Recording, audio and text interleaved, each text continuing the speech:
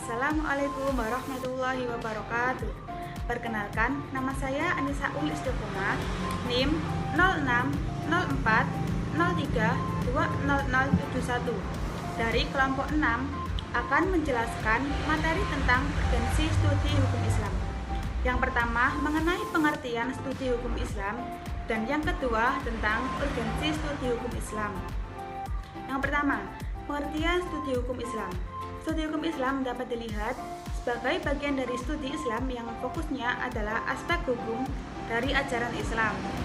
Baik dari segi ajaran itu, bagaimana ajaran itu dijabarkan dan diterapkan.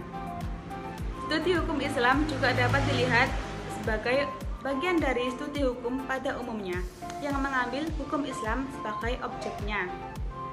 Jikapun diperluas sedikit, studi hukum Islam adalah studi tentang fikih dan usul al-fiqh. 2. Urgensi studi hukum Islam. Para muslim seakan diguncang oleh deburan paham-paham asing yang seakan menggeserkan nilai-nilai kehakikian Islam. Banyak para muslim yang memang notabene selalu mengerjakan ibadah sholat, puasa Ramadan, dan mengeluarkan zakat, tergelincir pada paham-paham sekuler bahkan liberal. Jika umat Islam hanya berpegang pada ajaran Islam, penafsiran ulama-ulama Islam terdahulu yang merupakan warisan turun-temurun yang dianggapnya sudah paling benar, maka mereka mengalami kemandekan intelektual. Melalui pendekatan yang bersifat objektif, rasional, studi Islam mampu memberi alternatif dari kondisi tersebut. Umat Islam dan peradabannya saat ini sedang berada dalam keadaan yang problematis. Pesatnya perkembangan teknologi dan ilmu pengetahuan telah membuka era baru dalam perkembangan budaya dan peradaban umat manusia yang dikenal dengan era globalisasi. Seperti munculnya perbedaan pandangan antara insider muslim dan outsider non-muslim. Sebelum lebih jauh membahas problem insider dan outsider, maka akan dijelaskan terlebih dahulu mengenai pengertian insider dan outsider.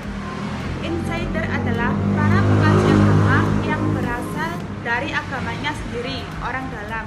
Sedangkan outsider adalah para pengkaji non-muslim yang mempelajari Islam dan menafsirkannya dalam berbagai analisis dan pembacaan dengan metodologi tertentu dari orang luar. Problem insider dan outsider muncul pasca jatuhnya kejayaan Islam. Perkenalkan, nama saya Ayu Rosyida Nur Abiyah dengan NIM 060403200075. Selanjutnya yaitu umat Islam saat ini berada dalam kondisi problematik seperti yang kita ketahui. Saat ini umat Islam berada dalam posisi yang terpinggirkan dan lemah dalam berbagai aspek kehidupan. Sementara di sisi lain, dunia terus berkembang dengan modernisasinya. Di satu sisi, jika umat Islam hanya berpegang pada ajaran-ajaran Islam, hasil penafsiran ulama terdahulu yang dianggap sebagai ajaran yang sudah mapan, sempurna, dan paten, serta tidak ada keberanian untuk melakukan kajian ulang, berarti umat Islam mengalami kemandekan intelektual dan akan berdampak pada masa depan yang suram. Sementara jika mereka bersikap kritis dan berani melakukan pembaharuan rasional guna menyesuaikan dengan tuntutan perkembangan zaman, mereka akan dituduh sebagai umat yang tidak lagi setia dengan ajaran Islam dari pendahulunya.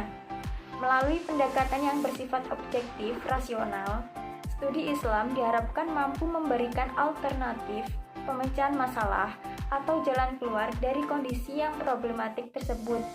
Studi Islam diharapkan dapat mengarah dan bertujuan untuk mengadakan usaha-usaha pembaharuan dan pemikiran kembali ajaran-ajaran Islam agar mampu beradaptasi dan menjawab tantangan serta tuntutan zaman dengan tetap berpegang teguh pada sumber dasar ajaran Islam, yaitu Al-Quran dan As-Sunnah. Selanjutnya saya akan menjelaskan tentang tujuan studi hukum Islam.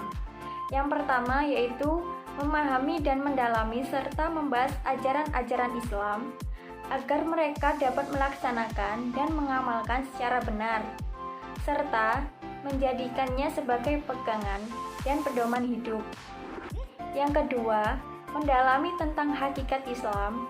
Seperti yang kita ketahui, bahwa Islam adalah wahyu Allah yang disampaikan kepada Nabi Muhammad SAW, sebagaimana yang terdapat dalam Al-Quran dan As-Sunnah.